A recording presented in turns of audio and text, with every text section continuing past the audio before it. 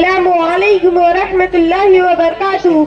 मेरा उन्वान है नमाज की अहमियत। बिस्मिल्लाहिर्रहमानिर्रहीम। ये एक सजा है जिसे तू गिरह समझता है, हजार सजों देता है आदमी को निजात। सदर अकार इस्लाम में ईमान के बाद सबसे अहम फरीज़ा नमाज की अदायगी।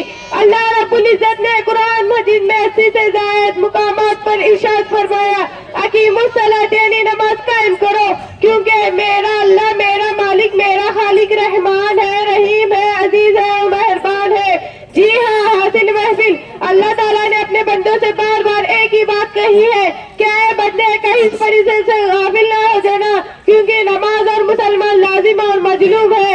नमाज के बगैर नहीं तो ईमान का जुज़्व है और ना ही इस्लाम का। सदर कर अल्लाह का सबब है नमाज, बदन की राहत है नमाज, अंबिया सलाम की सुन्नत है नमाज और फरिश्तों का महबूब अमल है नमाज।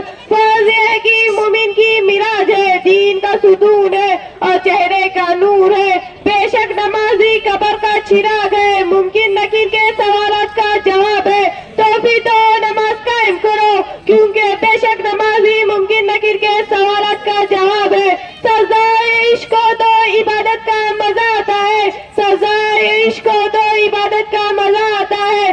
खाली सजदों में तो दुनिया ही बसा करती है।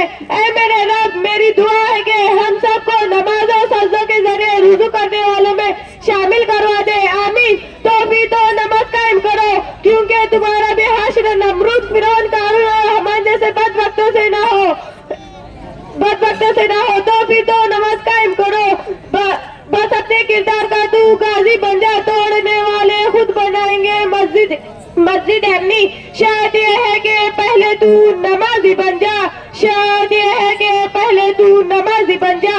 अस्सलामु अलैकुम वरहमतुल्लाहि वबरकातुहू।